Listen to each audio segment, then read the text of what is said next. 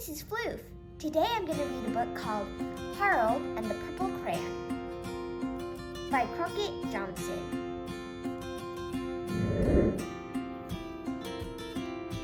Harold and the Purple Crayon by Crockett Johnson. Harold and the Purple Crayon, Harold and the Purple Crayon. These are the introductory pages. One evening, after thinking it over for some time, Harold decided to go for a walk in the moonlight. There wasn't any moon, and Harold needed a moon for a walk in the moonlight, and he needed something to walk on. So he made a long, straight path so he wouldn't get lost, and he set off on his walk, taking his big purple crayon with him.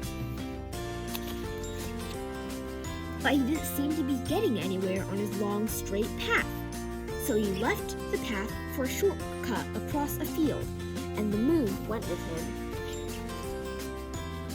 The shortcut led right to where Harold thought a forest ought to be.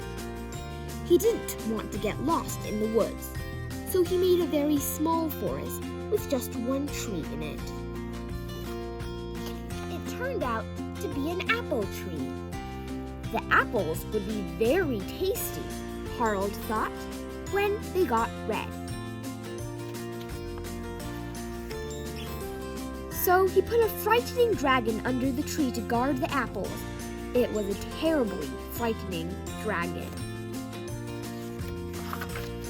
It even frightened Harold. He backed away. His hand holding the purple crayon shook.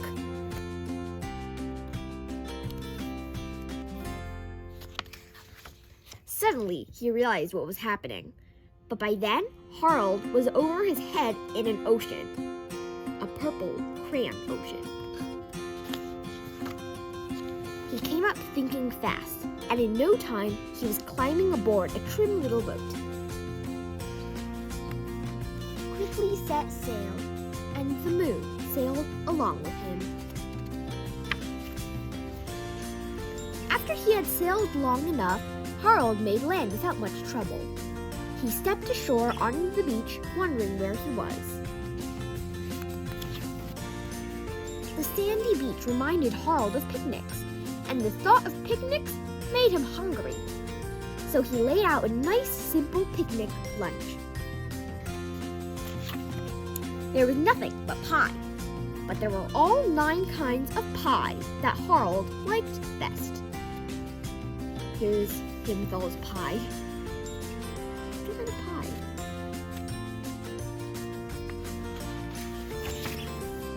When Harold finished his picnic, there was quite a lot left. He hated to see so much delicious pie go to waste. So Harold left a very hungry moose and a deserving porcupine to finish it up. And off he went, looking for a hill to climb to see where he was. Harold knew that the higher up he went, the farther he could see, so he decided to make the hill into a mountain. If he went high enough, he thought, he could see the window of his bedroom. He was tired, and he felt he ought to be going to bed. He hoped he could see his bedroom window from the top of the mountain. But as he looked down the other side, he slipped. And there wasn't any other side of the mountain. He was falling in thin air. But luckily, he kept his wits and his purple crayon. He made a balloon and he grabbed onto it. And he made a basket under the balloon big enough to stand in. He had a fine view from the balloon, but he couldn't see his window. He couldn't even see a house. So he made a house with windows, and he landed the balloon on the grass in the front yard. None of the windows was his window. He tried to think where his window ought to be. He made more windows. He made a big building full of windows. He made lots of buildings full of windows. He made a whole city full of windows. did it take to draw that? It's a lot of windows. But none of the windows were his window.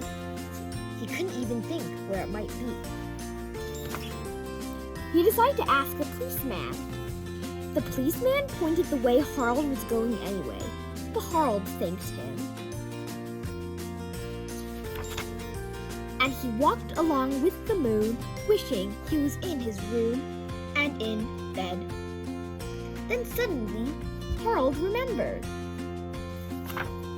He remembered where his bedroom window was when there was a moon. It was always right around the moon. And then Harold made his bed. He got in it and he drew up the covers. The purple crayon dropped on the floor, and Harold dropped off to sleep. Good night. Thank you for listening. Please like and subscribe. If you had a magical purple crayon, what would you do with it?